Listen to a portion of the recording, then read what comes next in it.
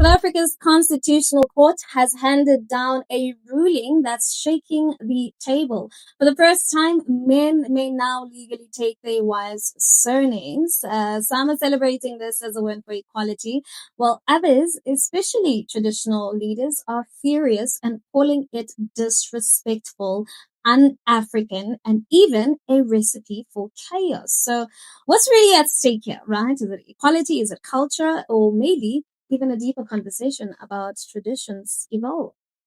Let's watch. Bringing this law to me is like they undermining our culture as black people, especially Africans. You can go all over Africa. I don't think is there anyone in Africa who can allow this thing. It's a big disrespectful. They disrespect our ancestors, from ukfika la githi. A man, it's a uyinhloko. You cannot take inek uyise phezulu then inhloko uyibeke phansi.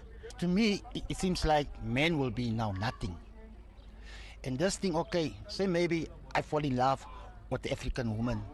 I must pay la bola. Yeah. So that means I won't pay anymore la bola. She must pay la bola for me. There's a lot of women today that really messed up men's lives. And now with this law, when it comes in, it's going to be worse. It's going to be terrible. This is an insult to our ancestors. I mean, this has been outgrown all through the years, all through the books of history. Now, here's the context, right? Last week, the Constitutional Court declared Section 26(1) of the Registration of Births and Deaths Act unconstitutional. And why? Because it discriminated against men. Now, women could adopt their husbands' surnames, but men legally couldn't take their wives'. Now, two couples in the Free State challenged this law after the Department of Home Affairs refused to register their chosen surnames, and they argued that the law was patriarchal. Now, the court agreed. Justice Leona Theron said that the law reinforced gender inequality and unfairly entrenched patriarchal norms. So now the door is open that men legally can choose their wives' surnames. But traditional leaders are not having it. Nkosi Mwelo Nonkonyana of Contralesa says this ruling undermines African customs tied to ilobolo, which is dowry and family lineage. He even raised questions that what happens in polygamous marriages, which wife's surname does a man take, and what about the children? Now, the OR Tambo House of Traditional Leaders met last Friday, calling the ruling anti-African and warning it would create chaos. Now, cultural experts like Professor Gugu Mazibuko say that the ruling disrespects African identity, especially at a time when we are fighting to restore our culture. And she warned that it would confuse future generations. Now, here's where it gets interesting. Journalist Fred Kumalo wrote recently that this backlash reveals how misunderstood our culture has become. He reminds us that surnames themselves were a colonial imposition.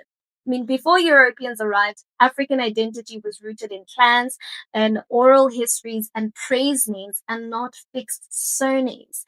So even ilobolo, which is a dowry paid from husband's side of the family to the wives, many defend as traditional, was actually reshaped as by colonial officials who kept the number of kettle and turned the practice into a regulated debt-inducing exchange. So then, right, if surnames and ilobolo have already been outed by colonialism, can we really say that this new ruling destroys African culture?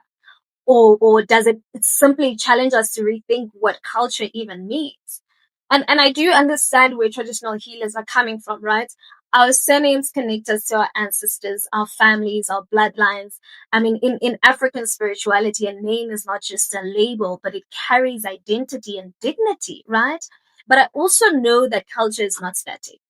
If it were, then we'd still be practicing things like killing twins, right? Or excluding people with albinism, or practices that were just justified in the name of culture. But we outgrew those because we recognize their harm. So when I hear people say that Roots readings are African, I do have to ask, is patriarchy the culture we want to preserve, or do we want a culture that respects both men and women equally, right? And on social media, the reactions have been heated. Some women joke that let's see which men are brave enough to take the wives' names, right? And others want that this is a Western nonsense creeping in our homes. And many said that culture or not, equality must be the standard, right? And the ruling doesn't really force anyone to change their surnames, but it simply gives men the same choice women already had. But somehow choice has people rattled. So here's my take. This ruling is not the end of culture. It's not the destruction of African values. What it is an opportunity for South Africans to decide freely what their family identity should look like. I mean, culture evolves, justice evolves, and at the heart of it, our constitution demands that no one, right, men or women, should be treated as lesser. So whether you hold on to your surname or take your spouses or hyphenate, right? The power is finally in your hands and not in outdated laws. Now, I'm Naledi Mfoloe reporting for ADNC. I want to hear what you think of this law. Let's continue the conversation in the comment section. And while we at it, don't forget to give this video a thumbs up. That's it from me. Till we meet again, it is bye-bye for now.